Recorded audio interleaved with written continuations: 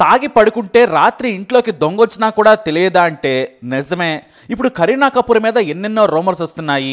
అంతేకాదు పోలీసుల మీద కూడా నెటిజన్లు అనుమానం వ్యక్తం చేస్తున్నారు. అసలు ఆగంతకుడిని పట్టుకున్నారా అనే అనుమానం కలుగుతుంది. ఎందుకంటే పోలీసులు సైఫ్ అలీ ఖాన్ ఇంట్లోకి వచ్చిన ఆగంతకుడి ఫోటోని రిలీజ్ చేశారు. సీసీటీవీ ఫుటేజ్ ద్వారా ఉన్న వీడియోలోని పిక్ని విడుదల చేశారు. కానీ ఆ తర్వాత ఎక్కడో ట్రైన్లో పారిపోతుంటే పట్టుకున్నామని ఓ వ్యక్తిని చూపించారు. అతని పేరు షరీఫుల్ ఇస్లాం. ఇతను బంగ్లాదేశ్ నుంచి మన దేశంలోకి అక్రమంగా చొరబడ్డ ఆగంతకుడు. ఇతను బంగ్లాలో బతకలేక ఇక్కడికి వచ్చి నేరాలు చేస్తూ బ్రతుకుతున్నాడు. ఇక 14 అంతస్తుల సైఫ్ అపార్ట్మెంట్ లో చివరి 4 అంతస్తులు సైఫ్ వే. వీటికి ప్రత్యేకమైన మార్గాలున్నాయి. ఏ ఫ్లోర్ కైనా బయట నుంచి వెళ్లొచ్చు, లోపల నుంచి రావచ్చు. అదొక మాయాజాలమైన ఇల్లు. ఇక సైఫ్ ఇంట్లోకి ఏ అంతస్తులో నుంచి దాడి చేసిన వ్యక్తి వెళ్ళాడనేది ఎవరికీ తెలియదు. పోలీసులు ఆ విషయాలను బయటకు చెప్పలేదు. అయితే పోలీసులు ముందు ఫోటో రిలీజ్ చేసిన వ్యక్తికి అలాగే ఆ తర్వాత పట్టుకున్న వ్యక్తికి పోలికలు లేవు. కానీ అతనే నేరం ఒప్పుకున్నాడనే వార్తలను బయటకు లీక్ చేశారు పోలీసులు. అసలు ఎందుకు ఇలా చేస్తున్నారు? కనీసం పోలిక లేని వ్యక్తిని ఎందుకు చూపిస్తున్నారు? అసలు ఆగంతకుడిని పట్టుకోవడంలో కాస్త ఆలస్యం కావడంతో ఎవరో ఒకరిని పట్టుకున్నారా? ముంబై సేఫ్ ప్లేస్ కాదనే విమర్శలను తిప్పికొట్టేందుకు పోలీసులు ఫేక్ డ్రామాలు ఆడుతున్నారా అనేది ఇప్పుడు అందరి మదిలో ఉన్న ప్రశ్న. వాస్తవానికి ఆగంతకుడు దొరికాడు, సైఫ్ కేసు క్లోజ్ అయిపోయింది అనుకున్నారు. కానీ చాలా మిస్టరీలు ఈ కేసులో ఉన్నాయి. ఇప్పుడు బాంద్రా పోలీసులు చావు కబురు చల్లగా చెప్పారు. సైఫ్ ఇంట్లో సేకరించిన ఫింగర్ ప్రింట్స్ కి నిందితుడి వేలిముద్రలకి మ్యాచే కాలేదు. ఒక్కటంటే ఒక్కటి కూడా సరిపోలలేదు అనే వార్తలు జాతీయ మీడియాలో వైరల్ గా మారాయి. జనవరి 19న ఆగంతకుడు ఇంట్లోకి వచ్చాడు, సైఫ్ మీద దాడి చేశాడు. మొత్తం 19 వేలిముద్రలను క్లూస్ టీమ్ సేకరించింది. కానీ అవి పోలీసులు అరెస్ట్ చేసిన వ్యక్తివి మాత్రం కావు. దీంతో పోలీసులకు ఫ్యూజులు అవుట్ అయ్యాయి. మళ్లీ పరీక్షల కోసం ఘటనా స్థలం నుంచి మరిన్ని నమూనాలను తీసుకోవాలని భావిస్తున్నారు. అయితే సైఫ్ ఏరియాలో కొంత ప్రాంతాన్ని పోలీసులు బ్లాక్ చేశారు. కానీ మిగతా ప్రాంతంలో మాత్రం సైఫ్ ఫ్యామిలీలో పనిచేసే మనుషులు మొత్తం క్లీన్ చేసేశారు. సైఫ్ షర్ట్ మీద ఉన్న రక్తపు మరకలను ల్యాబ్కు పంపారు. కానీ ఫింగర్ ప్రింట్స్ తప్ప ఏమీ దొరకలేదు. అయితే దొండగుడి దుస్తుల మీద రక్తపు మరకలున్నాయి. అవి కూడా పోలలేదనే వార్తలు షాకు గురి చేస్తున్నాయి. తాను దొంగతనం చేసేందుకే సైఫ్ ఇంట్లోకి చొరబడ్డానని చెప్పాడట. మరి అతనే అన్నీ చెబితే ప్రింట్స్ ఎందుకు మ్యాచ్ కావడం లేదు? ఇదే ఇక్కడ పెద్ద మిస్టరీ. ఇక రెండో పార్ట్ కొద్దాం. డాక్టర్లు తాము చాలా పెద్ద కత్తి మొనను సైఫ్ వెన్నెముక నుంచి బయటకు తీశామని ఫోటోను రిలీజ్ చేశారు. ఇక స్పైన్ కు దగ్గరగా గాయమైంది. స్పైన్ దగ్గర ఉన్న ద్రవాలు లీక్ కాకుండా చర్యలు తీసుకున్నామని చెప్పారు. 6 గంటల ఆపరేషన్ చేశామన్నారు. కానీ సైఫ్ మాత్రం హాస్పిటల్ నుంచి బయటకు వచ్చి గెంతులు వేసుకుంటూ వెళ్ళిపోయాడు. అసలు ఆయన మీద దాడి జరిగిందా అనేంతగా ఆయన హుషారుగా కనిపించారు. ఇదే విషయాన్ని మహారాష్ట్ర మంత్రి నితీష్ రాణే అనుమానం వ్యక్తం చేశారు. ఆసుపత్రి నుంచి సైఫ్ వెళ్తున్న తీరు చూస్తే చాలా అనుమానంగా ఉంది. రక్తంతో వచ్చిన వ్యక్తి డాన్స్ చేసుకుంటూ వెళ్తున్నట్లుందని ఆయన అనుమానం వ్యక్తం చేశారు. ఇదే డౌట్ జనాలకు కూడా వచ్చింది. ఇక సైఫ్ పెద్ద సెలబ్రిటీ. ఆయన ఇంట్లో భార్య ఉంది, పెద్ద కొడుకు కూడా ఉన్నాడు. కానీ అనామకుడిలా ఆయన ఒక్కరే ఆసుపత్రికి వచ్చారు. ముందు కొడుకు తీసుకొచ్చాడని చెప్పారు. అయితే సైఫ్ను ఆసుపత్రికి తీసుకెళ్లేందుకు ఆటో మాట్లాడుకుని రమ్మని కరీనా చెప్పిందట. పని మనిషి రోడ్డు మీదకి వెళ్లి ఆటోని పిలిచింది. ఆ తర్వాత గాయంతో ఉన్న సైఫ్ నడుచుకుంటూ వచ్చి ఆసుపత్రికి తీసుకెళ్లమన్నాడు. అప్పటికే అతని గాయానికి కట్టుకట్టారు పనివాళ్లు. ఒంటరిగా ఆసుపత్రికి వెళ్లిన సైఫ్ తాను సినిమా హీరోలను చెప్పుకోవాల్సి వచ్చింది.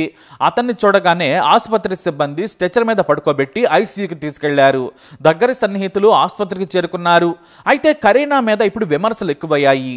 ఎందుకంటే సైఫ్ మీద దాడి జరిగినప్పుడు ఆమె ఫుల్లుగా తన సోదరితో మద్యం తాగుతుంది. అది కూడా 14వ అంతస్తులో. కరిష్మా కపూర్తో కలిసి మంచి మందు విందులో ఉంది. 11వ అంతస్తులో పనివాళ్లు పడుకున్నారు. చిన్న కొడుకు కూడా అక్కడే ఉన్నాడు. 12వ అంతస్తులో సైఫ్ పెద్ద కొడుకున్నాడు. 13వ అంతస్తులో సైఫ్ ఉన్నాడు. అయితే దాడి జరిగినప్పుడు మొదట సైఫ్ వచ్చాడు. దొండగుడిని అడ్డుకునేందుకు ప్రయత్నం చేశాడు. ఆ సమయంలో సైఫ్ కు గాయం కావడంతో అంతా కంగారు పడ్డారు. ఆగంతకుడు మెయిన్ డోర్ నుంచే పారిపోయాడు. గొడవ సమయంలో తనకు ₹1,00,00,000 కావాలని కూడా డిమాండ్ చేశాడట. కానీ పని వాళ్ళందరినీ చూసి తానొక్కడిని ఏమీ చేయలేనని పారిపోయాడట. ఇక సైఫ్ కు గాయమైతే ఆదుకునే పరిస్థితుల్లో కరీనా లేదట. ఫుల్గా మద్యం మత్తులో ఉన్న ఆమె సైఫ్ ను ఆసుపత్రికి తీసుకెళ్లే పరిస్థితులు లేకపోవడంతో పని మనిషిని ఆటో తీసుకున్నామని చెప్పిందట. ఇక కరీనా కపూర్ సైఫ్ తో వెళ్లాలనుకోలేదు. అలాగే ఆ తర్వాత కూడా రావాలనుకోలేదు. ఎందుకంటే ఆమె ఆసుపత్రికి తీసుకెళ్లిన ఆ తర్వాత వెళ్ళిన ఆమె తాగి ఉందని అందరికీ తెలిసిపోతుంది, ఫోటోలు వీడియోలు బయటకు వస్తాయని రానని చెప్పిందట. అంతేకాదు సైఫ్ కొడుకు కూడా మద్యం మత్తులో ఉన్నాడు. పోలీసులు అక్కడికి చేరుకుంటే తాము సరైన కంట్రోల్లో లేమని, పోలీసుల ప్రశ్నలకు సమాధానం చెప్పలేని స్థితిలో ఉన్నామని, బయట ప్రపంచానికి తెలిస్తే పరువు పోతుందని భయపడ్డారట. మొత్తంగా ఎవరు డ్రైవింగ్ చేసే పరిస్థితుల్లో లేరు, రెగ్యులర్ డ్రైవర్స్ లేరు. దీంతో పని మనిషి ఆటోను తీసుకొచ్చింది. ఇక పోలీసులకు భయపడి కరీనా తన అక్కతో కలిసి కరిష్మా కపూర్ ఇంటికి వెళ్ళిపోయింది. మరునాడు ఉదయం ఆసుపత్రికి చేరుకుంది. ఈ విషయంపై దుమారం రేగుతోంది. ఇంట్లోకి దొంగలొచ్చినా చూసుకోలేని, భర్తకు సాయం చేయలేని స్థితిలో ఉన్నంతగా తాగిందని తీవ్రమైన విమర్శలు చేస్తున్నారు. దీంతో సోషల్ మీడియాలో కరీనాకు వ్యతిరేకంగా స్టోరీస్ వస్తున్నాయి. ఇక ఇదే సమయంలో కరీనాకు మద్దతుగా నటి ట్వింకిల్ ఖన్నా ఇన్స్టాలో పోస్ట్ పెట్టారు. భర్తకు ఏం జరిగినా భార్యను బ్లేమ్ చేయడం కామన్ అయిపోయిందని విమర్శలకు కౌంటర్ ఇచ్చారు. ఇలా సైఫ్ గాయం నుంచి కరీనా మద్యం మత్తు వరకు అన్ని మిస్టరీలే. మరోవైపు పోలీసులు పట్టుకున్నామన్న అగంతకుడు కూడా మిస్టరీగా మారాడు. మరి ఈ కేసును పోలీసులు ఎలా విచారిస్తున్నారు? అసలైన అగంతకుడి కోసం పోలీసులు ఇంకా వెతుకుతున్నారా? అతను దొరికే వరకు ఈ డ్రామా చేస్తారా అనే విమర్శలు వినిపిస్తున్నాయి. మరి ఈ దాడి స్టోరీకి పోలీసులు ఎలాంటి ముగింపు పలుకుతారనేది వేచి చూడాలి.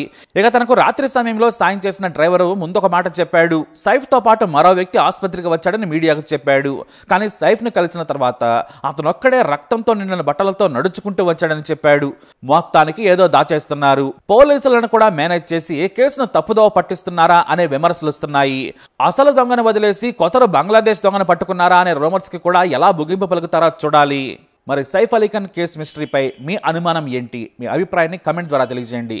ఈ వీడియోపై అప్డేట్స్ కోసం మై ఛానల్ ఫాలో అవ్వండి. అలాగే తప్పకుండా సబ్స్క్రైబ్ చేసుకోండి. ये क्या वाकया हुआ सैफ अली खान के साथ वो बताइए। मेरा नाम है भजन सिंह राणा और जैसे कि मैं जा रहा हूँ नाइट में गाड़ी चला रहा हूँ, 2-3 बजे की बात है और सब गलियों में जाते हुए देख रहा हूँ तो एक लेडी हाथ दे रही है, उसको रिक्शा गेट से भी आवाज़ आ रही, रिक्शा बहुत आवाज़ आ रही है। और उसके बाद जैसे योजन मारता हूँ, गाड़ी गेट पे लगाता हूँ तो एक शख्स निकलता है पूरा जब खोल से, उसके साथ 2-4 बंदे भी और भी रहते तो लेडीज भी रहती है। तो उसके बाद बैठाया जाता है, रिक्शे में बैठाया जाता है, फिर बोलता किधर छोड़ने का, लीलावती जाओगे या वली फैमिली जाओगे। तो करने के बाद उसके बाद बोलते लीलावती, तो उसमें छोड़ता हूँ, मुश्किल से 4-5 मिनट लगता है उनको छोड़ने में। तो मैं डायरेक्ट उनको लीलावती लेके जाता हूँ, उनको छोड़ता हूँ। उसके बाद बोलते कि मैं सैफ अली खान हूँ, साथ को बुलाया जाता है, उनको पूछा जाता है, फिर उसके बाद बोलते कि मैं सैफ अली खान हूँ, ये सब। तब मुझे पता चला कि ये सैफ अली खान है। क्या आपको पुलिस ने स्टेटमेंट के लिए बुलाया है? नहीं ऐसा कुछ नहीं। मेरा कितना जख्म था जब सैफ अली खान आपकी गाड़ी में बैठे? मैं ऐसा नहीं देखा था, ऐसा हल्का निकल रहा था, गर्दन से निकल रहा था, अभी जब उतरे थे तो पीठ से भी निकल रहा था, ऐसा। शुक्रिया। लवकर है और क्या